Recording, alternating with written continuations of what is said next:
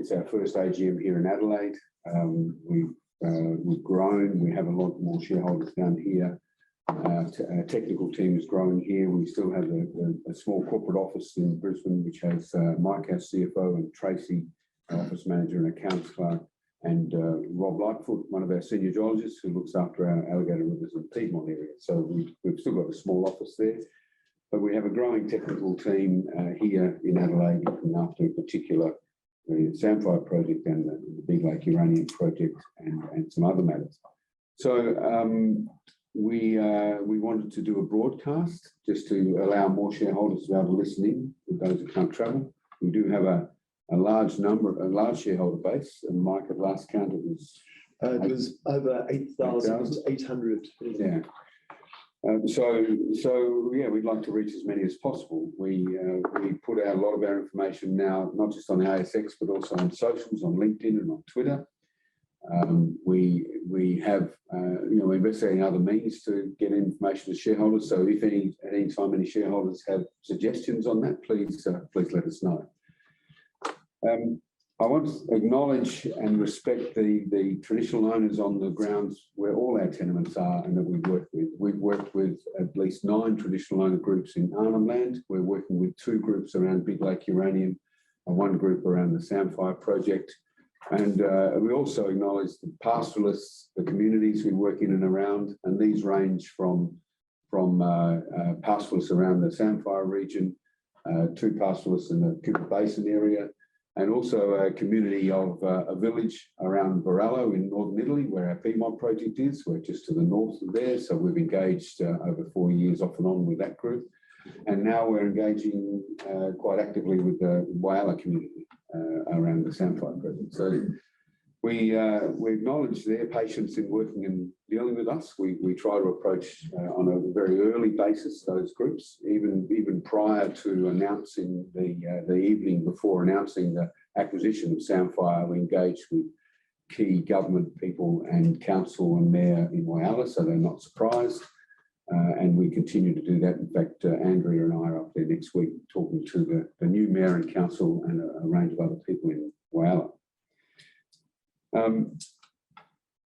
Okay, I might jump into the presentation. We'll go just to the next one, Mike. The Mike will want me to mention the disclaimer. Yeah, everyone please read it. Because I will make forward-looking statements. I am conscious that I need to talk about publicly available information. I'm happy to give the flavour and colour of that publicly available information, but depending on any questions I get, I have to be circumspect about what I can say.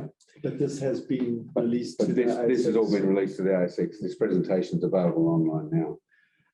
This is our key values. We've always prided ourselves, right from the early days of Alligator under previous CEOs and team, to work with people from a very, very early stage, both with the governments we deal with, our stakeholders and people on the ground. So we have an outline here of how we work in respect with each of the people and our stakeholders, and we live by this as we go forward. And I'll give you some examples later towards the end. Thanks, Mike.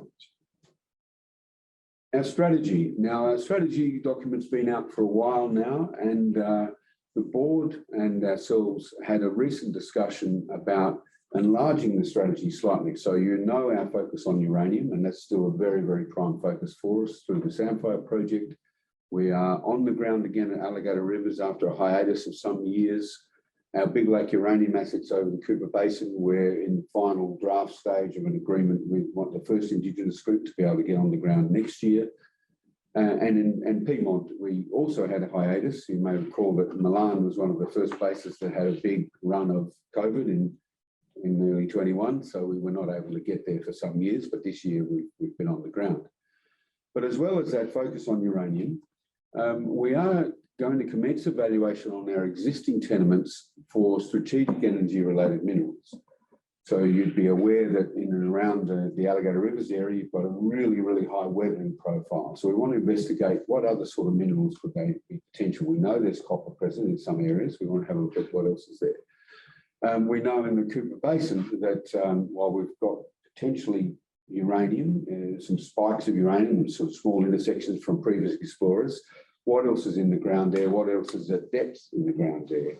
There's areas in basins around the world that people have found, for example, lithium in the condensates and things. So let's have a look and broaden out our exposure.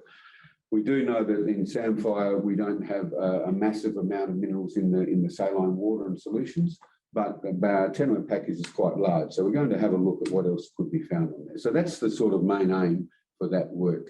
We're also continuously and reviewing opportunities. I've made public statements before that we've been looking at opportunities within Australia in uranium and in the US, and we continue to do so.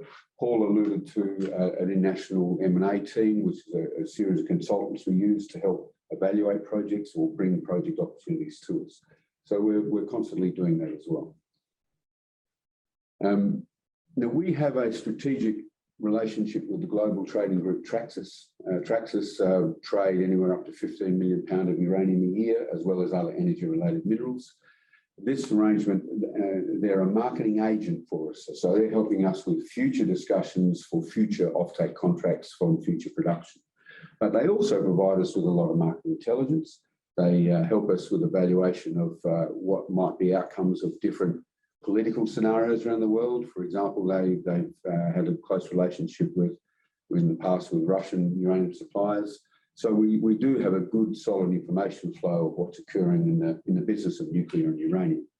So I've put a summary on here, and I won't go through every point of key events during this last year, which have helped to drive the market. Of course, the Sprott Fund, which is continuing to buy uranium, but at a lesser rate this year, as the price has been static, depending on where that price is, they buy. But the big impact through the middle of the year was the Ukraine and Russian wars, or the Russian invasion of Ukraine. As soon as sanctions started to be applied, within a month or two, they got very serious, and there was uncertainty as to whether there would be immediate sanctions on the provision of nuclear material out of Russia into the US in particular, or into other parts of the world. So that spiked the price up. You can see it went nearly to $65 a pound spot price. It has come back down because, as we know from the act that's been passed in Congress in the States, people are being asked to wean themselves off Russian uranium and enriched product supply over 3 years. I just want to point out that it's a total reversal from, let's say, 10 to 20 years ago. The US and Russia work closely together on the downblending of ex-nuclear weapons grade material into power station material. And accordingly, the US government encouraged nuclear utilities in the US to purchase that downblended material, bring it into the nuclear power stations and burn it up, and thereby making the world generally a safer place because there was less of this highly enriched material. So within 2 years, it's changed dramatically to say, don't buy that. Russia is now politically awkward. Therefore, we have to change our strategy. So we are in the business. Uranium and nuclear is still a political business to a large extent. And so we have to recognise those impacts on the market going forward. So I'll leave you to read online some other key things. And in each of our quarterlies, we try to put out updated information on the market. This is just a summary of the Sampire uranium project. We put out a mineral resource, as Paul said, at 14.8 million pounds. It's not the first resource for the project. That was put out by Uranium SA many years ago. And I wanted just to acknowledge the presence of Russell Gluck, who's a shareholder and is attending the meeting today. Russell was the ex-CEO of Uranium SA. And David Patterson, also a shareholder, who was the ex-chair of Uranium SA. Welcome, gentlemen, and thank you for coming along. So Uranium SA put out a global resource over the 2 prospects there, Blackbush and Plumbush. What we focused on as the market has improved is looking at the best technique to extract the uranium, which we believe is ISR for the minimal impact it has, and then lifting the cutoff grade to say, what is a viable initial resource for this project? So that's how we developed this one. What we found was there is, as also Uranium SA identified many years ago, there's multiple open positions in and around the existing resources, plus also between them and potentially to the south. So we're going to talk about that shortly.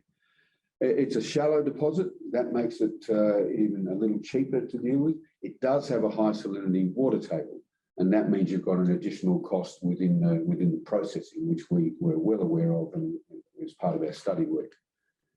It's close to Whyalla, and one of the first things that our Chief Operating Officer, Andrea, said when she came from her Heathcote role to us, said, "This is fantastic. You're so close to infrastructure. You've got no fly-in, fly-out. You don't have the issues that isolated projects have." So we forget about that sometimes, and how valuable that is to our project. Thanks, Mike. After the initial drilling program earlier this year, we had an indicated resource of around 6 million pounds identified in the red on the diagram and the inferred in the yellow. And we identified open positions around this where the density of drilling was not adequate to lift the resource further, and also some potential interesting extensions that were identified in the channels there. So we started to do more work on this straight away and commenced the drilling program again in October. Thanks, Mike. Yeah. And this drilling program has not only extended, we believe it will extend the indicated resource, remembering that we've got an independent consultant doing that work, but we run an internal model to be able to track our progress. But it also, to the west of the Blackbush project there, found some of the best grades ever identified in the project. So what that means and why the concentration is there and how far it extends, we don't know yet. This is very much an early stage expansion of this resource base, but we're very, very pleased to get those results. Those who are familiar with ISR remember that the grade thickness is generally the determining factor of the viability of a portion of the resource. And with Andrea's background and her work in the business over many years, we know that a grade thickness of at least 2,000, which is grade times ppm, thickness times ppm, becomes a viable, potentially economic value. And we certainly have a lot of intersections with that. And it is viable to do an ISR down to 0.5 metre thick between drill holes. So we're very excited about these results, and we are starting drilling again by the end of January, early February, which will be fantastic. Now, the area we have under our tenement package, as you can see in the small inset there, is quite extensive. And Uranium SA had identified additional mineralisation at Plumbush. There was additional odd intersections of uranium in some of the channels. What our team has done is taken some of the historical gravity data and added to that with some new gravity data, and really identifying now where these channels are located. And even more, with a bit of detailed gravity over the Blackbush deposit, are there ways to determine where in the channel you might find emphasis on mineralisation? So we've got a lot of area to explore. There's no gravity data to the south of Plumbush yet, and we'll be intending to do that. We've already engaged with the landowner so we have an agreement with the landowner on the main Blackbush project. We're engaging with the landowner to the south of that to be able to access next year to do some ground gravity and other initial exploration work down there, which will be fantastic. Right. We do put out a 2-year schedule, which I'm somewhat reluctant to do, because in the current climate of very, very active exploration and resource development around Australia in every commodity, it gets extremely hard to lock down drillers. It gets difficult to recruit people. It gets difficult to line up geophysics crews. We've had 1 or 2 cancel on us in the past. But nonetheless, we do put out a schedule, and we had a resource update in Q3. And what we decided to do was to continue drilling to lift that resource update a little more, to lift the indicated portion. And that will allow the scoping study on line 3 there to use a majority of indicated resource in its schedule.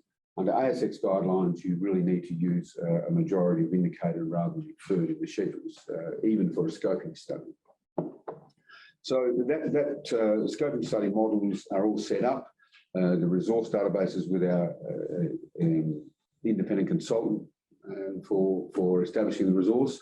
The ANSTO test work has been completed. We've got all initial draft results, and I think that the words I used in our release, that we have really, the results are as expected, which is good. And we're now starting to populate the models in the scoping study. Now, we believe we'll have that dependent on the resource outcome by late this year, but let's say it's into early next year because Christmas will be upon us. We will be drilling again next year. We're undertaking more ground gravity. Andrea and her team have commenced the application for a retention lease to allow us to do a full field recovery trial next year, where we do a series of 2 or 3 rings or maybe even more, a small pilot plant, and do an active process flow for up to 3 months of fluids coming out of the ground with uranium, processing them, extracting, and getting all the determinant parameters that go with that, which allow us to lead into a future feasibility study. So we've started the concept and detailed design and engineering work, but meanwhile the application for approval will be submitted early next year. And one of the reasons, of course, is we're doing a lot more work with the Whyalla community is you need to engage with the community around these things. We've already outlined this process to the Indigenous group. We're going up to talk to the community shortly and to the pastoralists. I won't go through the detail. This has got the achievements for the year and our proposed plans for next year on the Sampire project. In particular, we are continuing to recruit skilled people both into our exploration team and into the Sampire team, and we'll be undertaking a wide range of work going forward. To talk about our exploration projects at the moment, the Alligator Rivers, those of you who have been shareholders for a long time or know the company for a long time will know the work we've done in the past. And in the bottom part of this picture, around from northeast Myra to Caramel to Mintaka to South Horn, Tin Can Creek, right through to Beatrice, the company has previously done a massive amount of exploration and some R&D, detailed R&D work to really look for potential uranium projects underneath the sandstone cover. And that sandstone cover in the area is quite thick, up to 300 metres thick. Now, there's lots and lots of smoke. There's some fantastic intersections. There's some a small resource at Caramel, 0.3%, which is a good grade. That's the same grade that Ranger was. But we haven't yet found the big one. Now, some years ago, we commenced the process of seeking approval for the Narberlek North package of tenements, which is just to the north of the Narberlek mine. That tenement in the middle is held by DevEx Resources. And we had that approved right at the start of COVID. So early 21, we signed the Indigenous agreement. So we couldn't really get on the ground there. No one could access Arnhem Land during the COVID 2-year period. But we are now on the ground. So it took a while, both to source the drill rigs and the camp. Once we had the approval, the approval by the government for the exploration took a little while, just because it was a restart for all of us back into the processes, if you like. So we got on the ground with the team, both Rob, who led the team, plus Ben worked up there along with our consultants and our technical staff. We initiated some organ and rab drilling, which is really to determine the geology. While there's very little sandstone cover, there's a big weathering profile. So you've got to try to determine the geology you're looking at and link that in with the structural information we already have up there, and then start to plan our future work. Next year, we've still got that exploration work to do to really look at the geology underlying the area and start to correlate that with our future plans. We think we'll be able to start to develop some targets by later in the year there. Whether we'll start to do some deeper drilling or not, we're not sure. But we've already got approval to keep going with our current drilling program, and then want to enhance it with some IP and some further deeper drilling. That's just some photos of the temporary camp. So this is away from our main Myra camp, some 1.5 hours drive. So it's safer to set up a temporary camp. We used a RAB rig out in the bush over quite a significant area, and we've managed to cover about 60% of the area so far, and we'll be back on the ground there from about May. Now, Big Lake project. Ben at the door is our geologist, senior geologist on the Big Lake project. Ben is a very experienced sedimentary basin and structural geologist, and he's been having a detailed look at the Cooper Basin and this area of it as a whole. There's a massive amount of seismic and geophysical information that's public, of course, from all the oil and gas work that's been up there for years, and a lot of oil and gas holes. So the concept of this was that the major ISR uranium fields in the world are all associated with hydrocarbon basins, oil and gas, gas and coal, oil and gas in Texas, Kazakhstan, etc. And there's only been one company that's had a bit of drilling 10 or 12 years ago around this area and did find some small areas of 300 ppm uranium. So the strata that overlies this basin is the same sediments that the Beverly project and the Honeymoon project are occurring. So it's further to the north. We know there's saline groundwaters.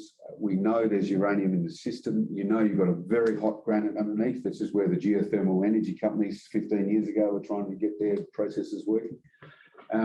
Has there been circulation of fluids from down below? Is there fluids coming from the side? Is there uranium, enough uranium in the system? Has it accumulated economically? We don't know. But that's the model we're looking at. And we're in the final stage of a full agreement with one of the Indigenous groups to be able to get on the ground there next year for some initial stratigraphic drilling. And we call it stratigraphic drilling for two reasons. One, we've really got to determine what's in those sedimentary profiles because the oil companies aren't interested in that. They just barrel through that as fast as they can. So we've got to really understand what's there. You know, it's really to determine, are there the right traps? Are there paleo channels? Is there sheet flow? Is there accumulation of uranium? Is there uranium in the system? So that's our work for next year on Big Lake. And our last project is, whenever we talk about the Piedmont nickel cobalt project to brokers and analysts in Australia, they always sort of raise their eyebrows and say, are you sure this isn't a management retreat, Greg? So it's difficult to get a bit of traction from Australian investors within the Piedmont project. But this was an opportunistic pickup from our previous chair, John Main, and his contacts, and we're very happy with it. It's an area of the northern African crust that comes up over the Alps and is where the crust has turned up. There's multiple showings, 17 or more showings of 0.5% nickel. Mussolini ran nickel mines here in adits in the hillsides right through World War II, and they just shut down after World War II.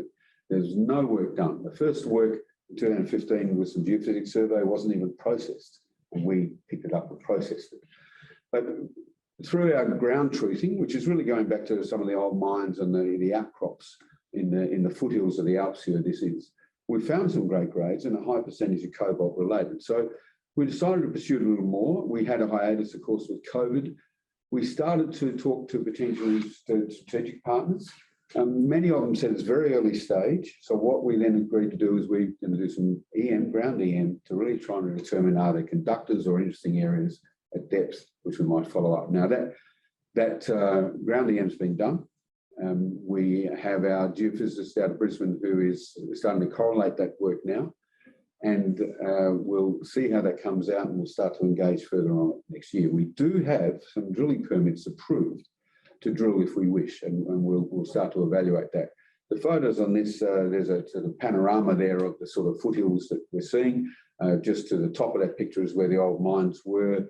It's a little bit hard to see on this, but if you look at it online, you'll see an old processing plant there. The small huts there are shepherds' cottages, and down below you'll see the Canadian geophysics team with all their superistic modern gear set up in a shepherd's cottage in the Italian Alps. So it was, they loved the work. We got some good information. We now have to process that and see what we can see out of it. So that's the projects. Just to finish off, I wanted to have a talk about what Alligator does with ESG in practice, because we actually had our first dedicated ESG fund come into us in 2021.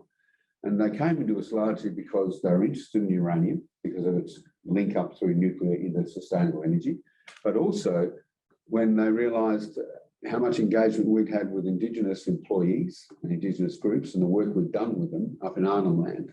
So much so that the NLC in 2017-18 requested of us if they could present on what Alligator does in Arnhem Land and use it as an example at some of their conferences. So, and that's not something we put up on our website or anything. One way to destroy a relationship is to abuse it too much, but we're very proud of the way the company has operated well before my time right through that process. We're doing the same thing at Sampire. even while we were finishing the acquisition of the project, we went back. There was some minor amounts of outstanding rehabilitation. We went back and we did it, even before we started doing any drilling or work on the ground. And that was really to make sure that the pastoralists had a key message from us, and that is that we're going to try and do the right thing on the ground there. So we've been doing drilling and rehabbing as we go. We're engaging with the pastoralists. We actually also, through Matt Daniel, who's our environmental consultant, engaged with 4 pastoralists on potential rangeland improvement initiatives to see how we could work with them, pretty well unrelated to rehab, except you've got a lot of learnings from it. And each of them have different issues on their land that we're trying to work with them on. So that's a strong one for us. And now we're engaging within the community of Whyalla itself. And of course, their real interest is employment and business. We're already working with at least 30 companies in the town of Whyalla on supply of goods and equipment and things like that. And with the Big Lake Uranium Project, the Yandawanda Yarawaka group that we've been closely dealing with cover the eastern part of the Cooper into Queensland. They obviously have agreements with the oil and gas companies up there already, but this is the first time they're doing an agreement with a minerals exploration company. So of course we had to make sure they understood that an oil and gas company comes to you, they start a drill a hole and they're in production in 18 months, whereas we could be 10 years if we find something. So we really had to do an education process. They are happy with that. And we just attended 2 weeks ago, myself, Andrew and Ben, and presented to the full community meeting, their AGM of 60 or 70 people about our project and what we intend to do. I also want to point out that the area we're working up at Sampire is called the Sampire Flats. It's called that because one of the bushes there is Sampire bush, and you've got salt bush and you've got other bush. But one of the things we've learned through Matt's work up there, and Matt, who's in that photo below, sucking up fresh seed off the salt bush there. Can I say, I hope he wasn't vacuuming the whole thing for dust and dirt? No, that's what it looked like. Sucking up fresh seed off the bushes, and it's a fantastic way to collect it, actually. And then we distribute in the rehab areas where you see the fenced area with the new rehab there. So this area was not highly wooded. It's got some very old trees. I'm trying to remember the name of them, but we've actually got some seed now in planting. We've planted 430 trees already back in and around areas there. There used to be sandalwood through a lot of the bush in the high country, so we're collecting sandalwood seeds to get them regenerated. And also we've got a process whereby we roll the bush for the drillers to come over. So where they've got to set up for a pad, apart from a pit we've got to do, we roll the rest. And the picture on the side there is a bit of salt bush has been rolled, and within a year it's sprouting back. Now, if you clear that with a blade, it just takes years and years to get it sprouting. So it's just some great techniques he's been teaching us on how best to work in what is a fairly delicate environment. So we're learning as we go, but it's a lot of fun. So thank you for your time. I'm happy to have some questions. I want to thank you as shareholders and your board who represent you. They've been extremely supportive of the approach we've taken. We are constantly improving that approach and looking for the skills we need in the company going forward. We will always engage with our Indigenous groups and communities, but I also want to thank many of them who are here, our employees. It's been an extremely busy time. In about August last year, we had 5 very part-time people in the company. We've now grown to about 17 full and part-time, including ongoing consultants. And we're recruiting 5 people actively right now. So there's a lot to do. We're very pleased to be in the situation we are. We're going to spend your money wisely and continue to do so, we hope. We love the feedback you can give us at any time, but thanks very much for that. So I'm open for any questions that anyone might have. Online? No. Sounds good. I'm also happy, once we finish, I'm happy to engage with you prior to departure too. We can have a bit of a chat. Any online, Mike? No questions have come through. All right. Well, there being no further questions, I declare the meeting closed. However, if you'd like to meet with any members of the board over a cup of tea or coffee and ask any other questions, you're welcome to. So thank you very much for your attendance. Thanks all for your time and thanks Atomic for doing the broadcast. Excellent. Enjoy the rest of your day. Switch off.